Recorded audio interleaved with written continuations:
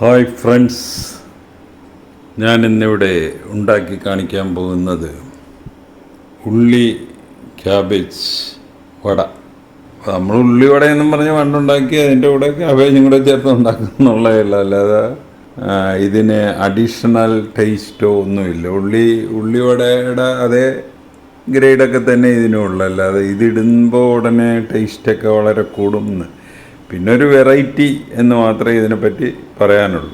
അപ്പോൾ ഇതിന് വേണ്ട ഇൻഗ്രീഡിയൻസ് ഇതുപോലെ അരിഞ്ഞെടുത്തിരിക്കുന്ന ക്യാബേജ്, സവാള, 2 പച്ചമുളക് കുനുകുനാന്ന് അരിഞ്ഞെടുത്തിരിക്കുന്നു, 1/2 കപ്പ് കടലമാവ്, 1 ടേബിൾ സ്പൂൺ അരിപ്പൊടി, ഉപ്പ് ആവശ്യത്തിന്, 1 ടീസ്പൂൺ കാശ്മീർ ചില്ലി പൗഡർ. അത് എരിവ് കൂടുതൽ വേണ്ടവരാണെങ്കിൽ അത് മറ്റേ മുളക് പൊടി, സാധാരണ മുളക് പൊടിയാക്കുന്നത് ഉചിതം. പിന്നെ കായപ്പൊടി, കുറച്ച് കായപ്പൊടി, വറുക്കാനുള്ള എണ്ണ, പിന്നെ ഇത് കലക്കാനുള്ള വെള്ളം. ഇത്രയാണ് ഇതിൻ്റെ ഇൻഗ്രീഡിയൻസ്. ഇനി നമുക്ക് അടുത്ത പ്രൊസീഡിയറിലോട്ട് കടക്കാം. അപ്പോൾ ആദ്യമായിട്ട് വെള്ളവും ഉപ്പും ചേർക്കുന്നതിന് മുമ്പ് ബാക്കിയുള്ള എല്ലാം കൂടെ ഒന്ന് മിക്സ് ചെയ്യുക. ഈ പാത്രത്തിലിട്ടൊന്ന് മിക്സ് ചെയ്യുക. മഞ്ഞൾപ്പൊടി തീരെ കുറച്ച് മതി, 1/4 ടീസ്പൂൺ മതി. മുളക് പൊടി കാശ്മീർ ചില്ലി പൗഡറാണ് ഇവിടെ ഉപയോഗിച്ചിരിക്കുന്നത്.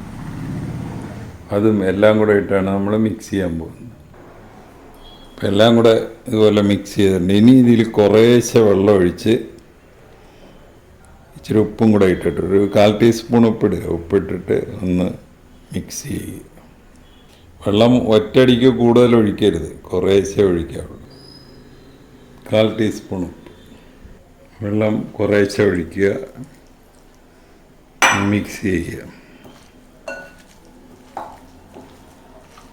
ഈ പരുവത്തിൽ നമ്മൾ ഇതിൻ്റെ ഉപ്പൊന്ന് നോക്കണം. ഉപ്പ് നോക്കിയിട്ട് പോരെങ്കിൽ ഇച്ചിരി കൂടെ ഉപ്പിട്ട് കൊടുക്കണം. ഉപ്പ് മതി. ഇങ്ങനെ കൊച്ച് ബോൾസാക്കി എടുത്തിട്ടൊന്ന് അമുക്കി കൊടുക്കുക.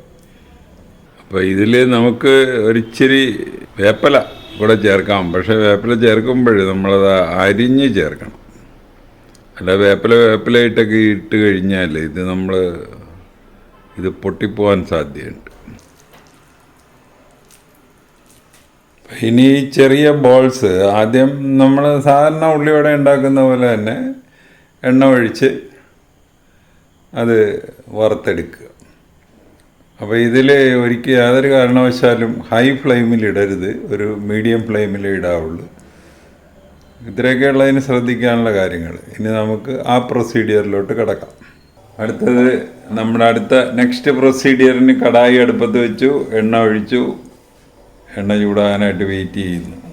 അപ്പോൾ എണ്ണ ചൂടായിട്ടുണ്ട്. പിന്നെ നമ്മൾ വട ഇതിലോട്ട് ഇടാൻ പോവുകയാണ്. മീഡിയം ഫ്ലെയിം മതി.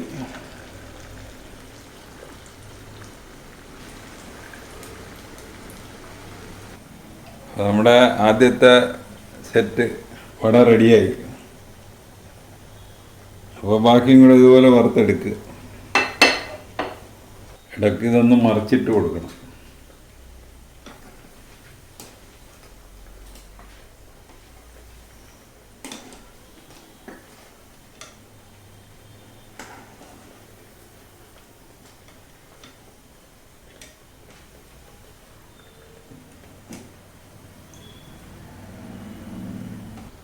എല്ലാം ഒരുമാതിരി മൊരിഞ്ഞിട്ടുണ്ട്,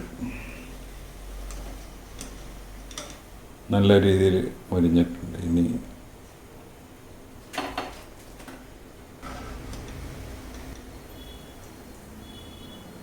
തീ ഓഫ് ചെയ്യുക.